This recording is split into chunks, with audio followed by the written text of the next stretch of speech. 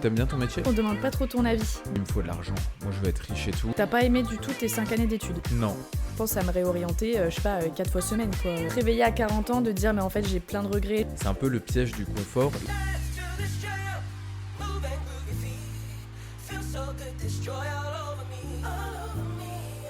Salut tout le monde.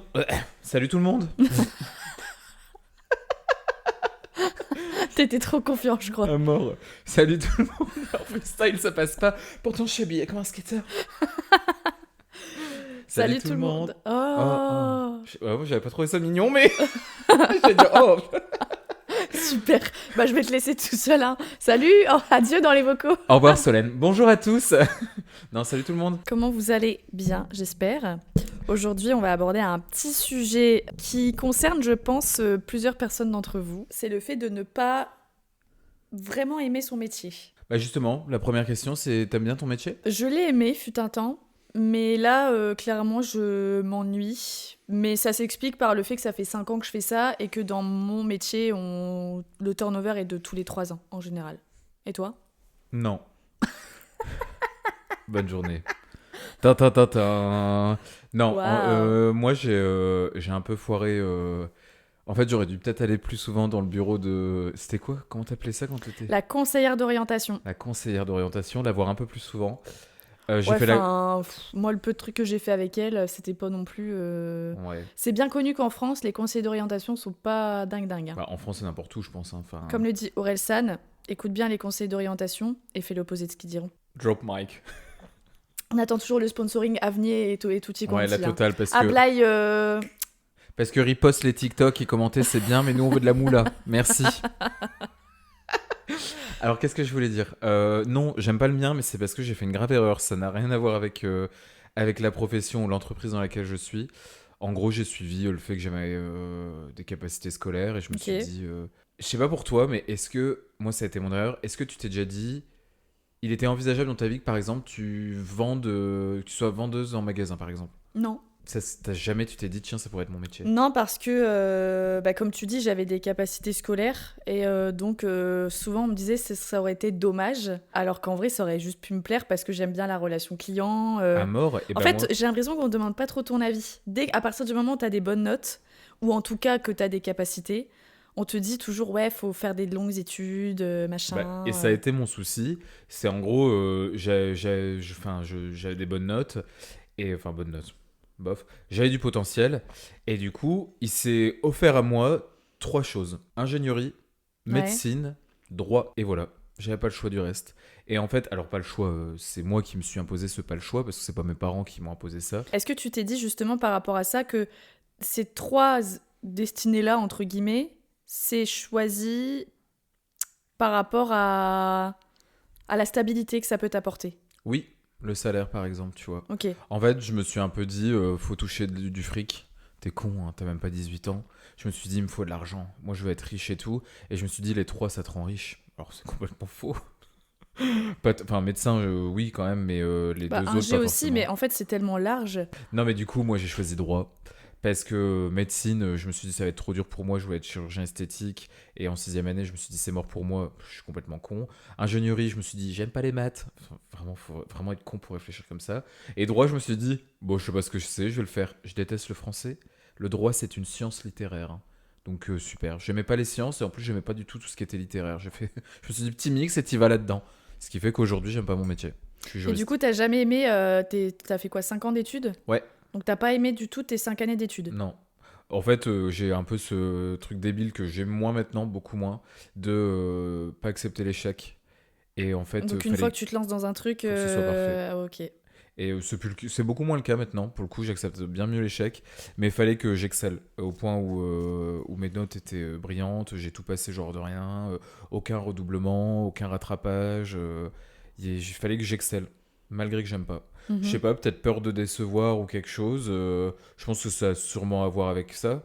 Mais ce qui fait qu'aujourd'hui, je fais un métier que j'aime pas. Dès le début, tu t'en es rendu compte ou t'as eu un déclic à un moment donné Non, de je me ta suis rendu carrière? compte dès le début. Ok. Bah, en fait, je me suis rendu compte que je me suis dit, c'est pas grave, t'inquiète, c'est une question J'ai quand même eu un déclic dans le sens où je pensais quand même que ça avait à voir avec le métier en lui-même que je faisais. liées au droit. Je Ouais, pensais pas que c'était le droit de manière générale quand même. J'avais espoir que je puisse diversifier mes activités ok. et que je puisse trouver l'entreprise qui sera géniale. Pour le coup, cette entreprise, je l'ai trouvée. L'entreprise où tu as un métier chouette, où tu as des vraies capacités d'évolution, transversales, horizontales, tout Un bon ça. cadre de vie. Un bon cadre de vie, des bonnes conditions de travail, un bon salaire, des primes, des tickets resto, des trucs, des machins, bref, je vais pas faire la liste. Et malgré ça, ça suffit pas du tout à me rendre heureux. Ça suffit pas du tout à me rendre heureux. Et justement, ça vient sur ma question. Est-ce que tu penses que si t'aimais pas ton métier, tu serais aussi heureuse? Non. Est-ce que tu penses que ça pourrait être la première cause de ton mal-être? Oui, oui, oui. Bah, en fait, le travail, on y est tous les jours, enfin en tout cas 5 jours sur 7. Je pense qu'il y a deux catégories de personnes. T'as des gens qui font des études ou pas, ou en tout cas ils font le même métier pendant plusieurs dizaines d'années et ils s'en contentent. C'est-à-dire que pour eux, ils sont dans leur zone de confort et ils sont plutôt bien dans ce qu'ils font et dans leur vie perso, ils évoluent à leur manière, etc. Et je pense qu'il y a une autre catégorie de personnes, et je pense qu'on en fait partie, où on a soif d'apprendre et on n'est jamais rassasié en fait. Ça, je pense que dedans, tu peux avoir les carriéristes, c'est ceux qui montent en grade, etc. Et t'as aussi nous qui aimons pas notre métier, qui pensons à... Enfin, je sais pas toi, mais parfois je pense à me réorienter, je sais pas, 4 fois semaine, quoi. C'est énorme quand même. Bah ouais, justement, c'est ce que j'allais te demander. J'allais te demander si tu devais recommencer, est-ce que tu ferais les mêmes choix professionnels, par exemple? Sur l'alternance, oui, peut-être pas sur le boulot. Alors après, je crache absolument pas, parce que je sais que j'ai des collègues qui regardent le podcast. Je crache absolument pas sur ce que j'ai fait, parce que j'en suis vraiment fière. Hmm. Après, je suis pas de nature à avoir des regrets, donc je dirais que je ferai les mêmes choix, mais peut-être moins longtemps. Ok. Et toi? Donc du coup, j'imagine que oui. Oui, moi, oui, je referais tout, tout, tout, vraiment de A à Z, je referais tout. J'ai choisi une filière qui me va pas du tout, j'aurais pris quelque chose qui me va. En fait, je me serais écouté. Et Ouais. aussi, il y a des jeunes, il y en a pas beaucoup qui nous écoutent, mais des très jeunes qui nous écoutent. Écoutez vos passions. Je sais pas, vous aimez le skate, ça peut vraiment devenir un métier. Vous aimez la chanson, ça peut devenir un métier sans être chanteur, par exemple. C'est ça que je veux dire. Moi, je pensais qu'il fallait soit avoir the métier, soit rien, qu'il n'y avait pas d'entre-deux, tu Ouais, vois. je vois. J'adorais le milieu du spectacle et j'avais pas de visuel sur qu'est-ce qu'il y avait autour de ça. Pour moi, c'était soit acteur, soit chanteur, tu vois. Ouais, je vois. Alors qu'en réalité, t'as technicien, t'as un G-son, un G-lumière, metteur en scène, t'as plein de métiers, t'as une strate de métiers qui est énorme, mais j'avais pas du tout conscience de ça à Ok. 18 ans. Et ça, je trouve que c'est important de le dire et que les gens s'en rendent compte. Il n'y a pas qu'un métier dans un secteur. Même s'ils paraissent un peu niche ces secteurs-là, ça regroupe mille et un métiers qui sont beaucoup moins connus que médecin, juriste, avocat. Et donc, tu aurais fait des études pour être dans le monde Je du pense, ouais, spectacle. metteur en scène peut-être. Je Ok. pense. Ouais, metteur en scène, j'aurais bien Ouais, aimé, ouais. je pense. Après, ça n'empêche que si... En fait, j'aurais pu prendre plusieurs voies différentes. Par exemple, être psychologue, j'aurais carrément pu le faire. Ça m'aurait vraiment plu. Mais en fait, il y a plein de possibilités parce que quand de nature, t'es curieux, quand t'as envie d'apprendre, quand tu sais te remettre en question, à mon avis, tu peux faire un peu tout et n'importe quoi, tu vois.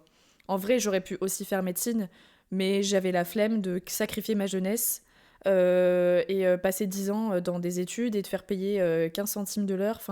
Alors que, en fait, là, je travaille dans les achats et je trouve que ça englobe un peu tout ce qui est gestion d'entreprise. Donc, dans tous les cas, je pars du principe que ça me servira, quoi qu'il arrive, plus tard. Je suis pas aussi drastique que toi, mais si c'était à refaire, j'aurais regardé plus de possibilités, en tout cas. Est-ce que tu penses que tu serais capable de faire ce grand truc qui semble si facile pour les gens qui ont réussi, de tout plaquer et de recommencer? Là, tout de suite, non. Pour l'instant, en tout cas, non. Je trouve que il y a plein de belles histoires Ouais. où ça a réussi alors que c'était l'horreur et tout, mais on nous raconte jamais tous ceux qui ont foiré. On nous raconte jamais les C'est vrai. 95% qui ont foiré. Et du coup, parfois, tu te dis, mais moi, je vais tout plaquer et t'as espoir que ça se tourne sur toi, le destin, et que t'aies un coup de chance. Après, 15%, c'est pas beaucoup, hein, de gens qui ont foiré. En fait, 95 ans. ah, C'est vrai que c'est pas beaucoup, finalement. je pense qu'à à partir du moment...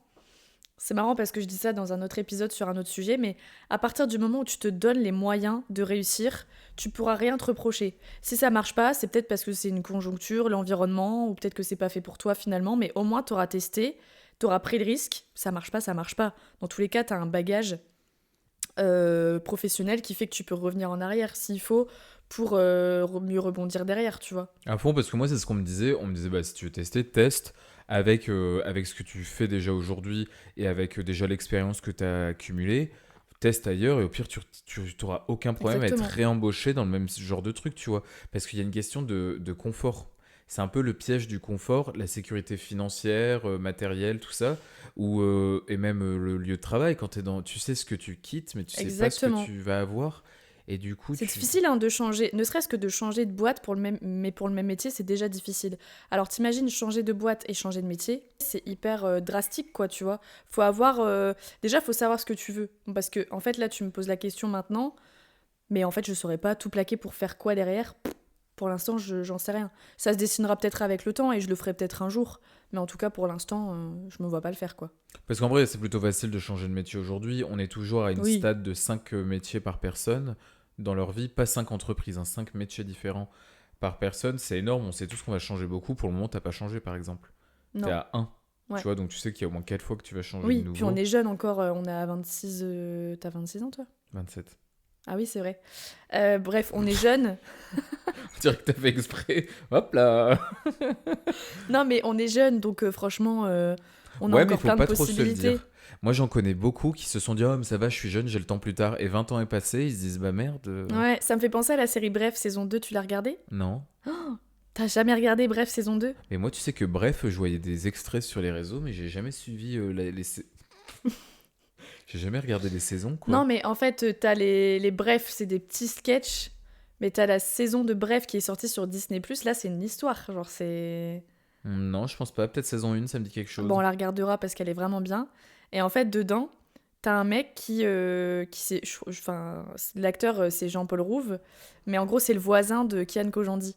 Et en fait, il y a une fameuse phrase où il dit, bah en fait, je me suis assis et je suis resté assis 20 ans. Et en fait, j'ai trop peur que ça m'arrive. J'ai Je trop peur comprends. que ça m'arrive. En mode truc De se temporaire et réveiller. tu restes dedans des années. De se réveiller à 40 ans, de dire, mais en fait, j'ai plein de regrets, j'aurais trop aimé faire ci, faire ça, mais aujourd'hui, c'est trop tard parce que ci, parce que ça. Ça, c'est le pire, c'est les regrets. Ouais. Parce que je pense que même si t'as jamais réussi à percer dans ce que tu voulais, du moment que t'as essayé du mieux, Mais c'est ça.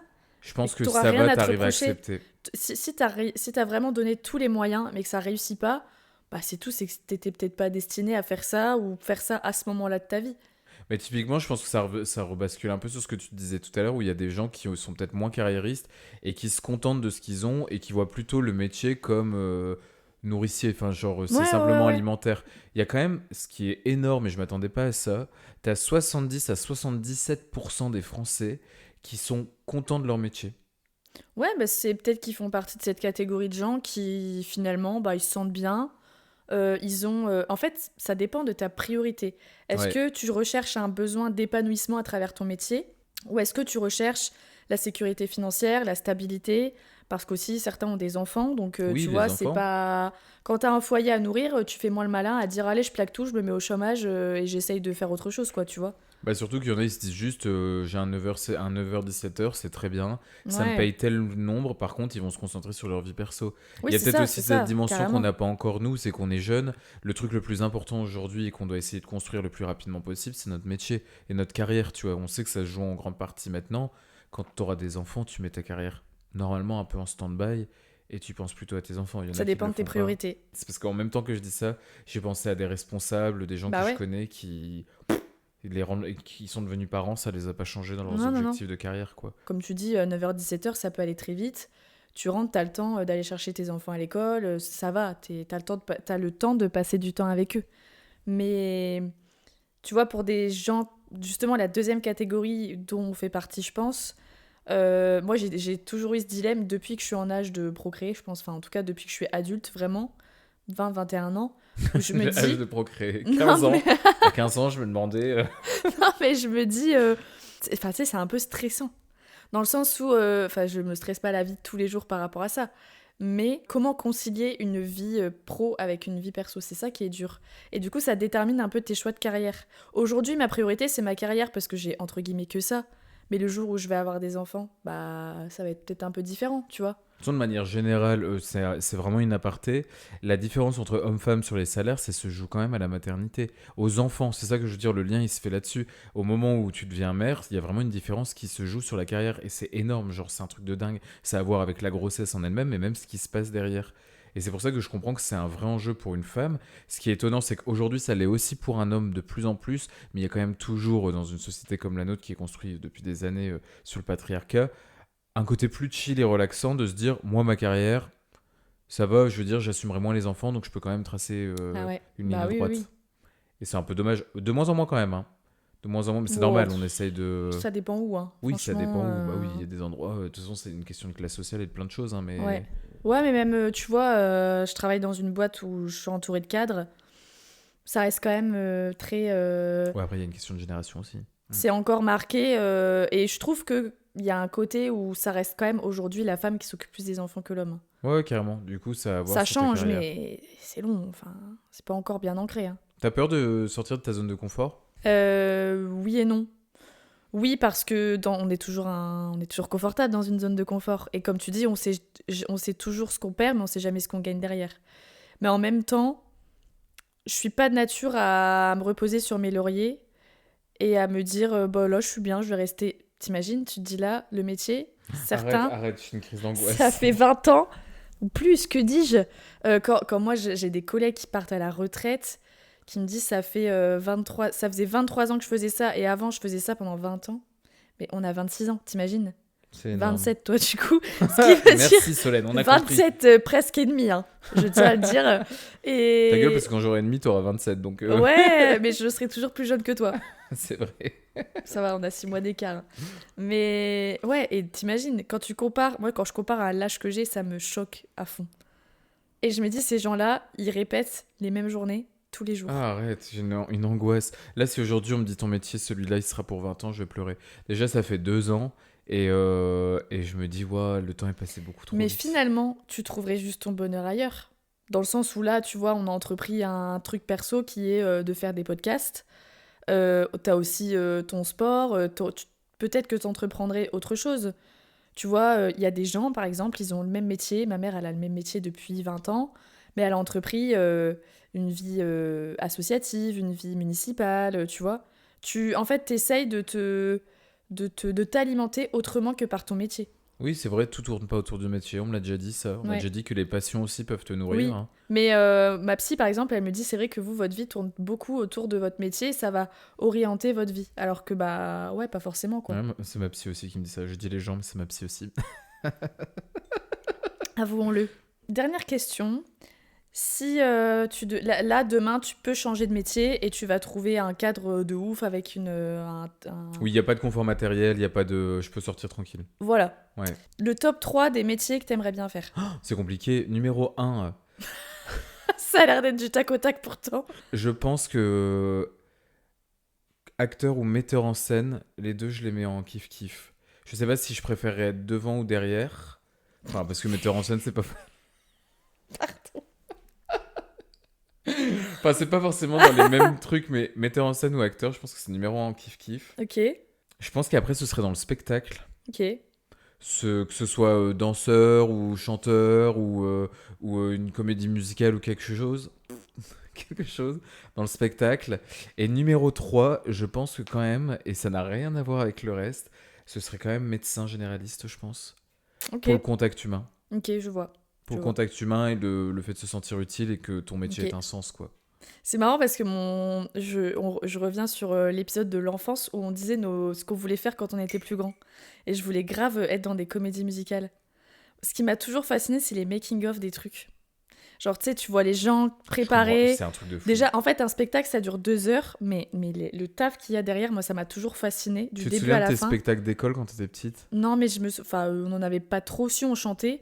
Par contre, je me souviens des pestacles que je faisais chez moi, où vraiment c'était... Enfin, je veux pas répéter ce qu'on disait dans l'autre épisode, mais je redoublais d'imagination quant au déco et au costume. Hein. Moi, je me souviens que j'adorais ce moment. On avait beaucoup de spectacles dans mon école primaire parce qu'on avait un directeur qui était un musicos, qui était ultra fan et tout. Bref, il y avait des scènes, des jeux Ouais. de lumière et tout. Ça se donnait de ouf pour les spectacles chaque année de chaque école. Et on passait un temps fou sur la répétition, les costumes, les entrées en C'est scène, drôle. les jeux de lumière, les textes, les chansons. Et ça, je trouvais ça Ouais. incroyable. Par contre, j'ai fait de la danse et pendant 8 mois, tu prépares un gala de danse qui dure 3 heures, quoi. Ouais, c'est C'est génial. hyper fascinant. Et je suis d'accord. Bon, tu m'as pas posé la question, mais je réponds quand même. Bon, bah, je m'en vais parce que j'ai pas forcément envie d'entendre. Mais vas-y, ouais. Bon, bah, salut. Salut Rémi. Non, mais je te rejoins sur le côté faire partie d'une troupe. Troubadour. Non, mais je vois. Non, mais troupe, ça sonne troubadour, mais ouais. Oui. Alors, j'ai pas d'ordre, mais grosso modo, ouais, c'est dans le top 3. Psy, franchement, ouais, je pense que c'est dedans. Je suis empathique, mais je saurais faire la part des choses, faut juste se préparer un J'ai peu. cru que c'était un métier que je pourrais faire, mais je pense que j'arriverai pas à faire la part des choses. Ah ouais? Je ramènerai mon métier chez moi, c'est pour ça que.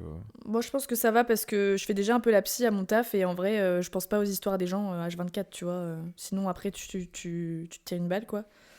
Et après, ben, je pense taffer dans... Si tu me dis l'humanitaire, non. Hein. Je suis empathique, mais pas trop. Non, mais en fait, si. Non, mais ça, par contre, ce serait carrément pire que psychologue parce que, par contre, je vois ça, je pleure et je me Ouais. morfonds. Enfin, c'est horrible. Si, j'aimerais bien le faire à titre perso, mais pas en faire un métier parce que c'est quand même lourd de responsabilité. Mais je pense dans l'industrie musicale, pas être chanteuse et tout, en vrai. Avant, à l'époque, oui. Peut-être une maison de disques, un truc comme ça, je trouve ça hyper fascinant aussi, en fait. Parce que ça mélange business et musique qui sont deux choses que j'apprécie, donc ouais, voilà. Ok, super. Bon, bah nickel. N'hésitez pas à nous dire les métiers que. Enfin, si vous aimez votre métier, s'il y avait des choses que vous aimeriez revoir sur votre métier. Parce que je sais que 50% des Français n'aiment pas. Enfin, 77% sont contentes, mais 50% n'aiment pas leur cadre de travail. Ah, Donc, c'est n'hésitez pas pas à pareil. nous raconter un peu vos expériences, à nous dire quel était votre métier de rêve, qu'est-ce qu'il est toujours, et si vous avez Ouais. envie d'en changer. Et bon, commentez, follow. Vous pouvez nous retrouver sur YouTube pour ceux qui nous écoutent, sur Spotify, Amazon, Apple Podcast pour ceux qui nous regardent. Oui. Et on se dit à bientôt dans les vocaux. À Voilà. bientôt dans les vocaux, salut! Les vocaux, c'est un nouvel épisode toutes les 2 semaines. À retrouver sur YouTube et toutes les plateformes d'écoute. Crédit Musique, soit par Pervise.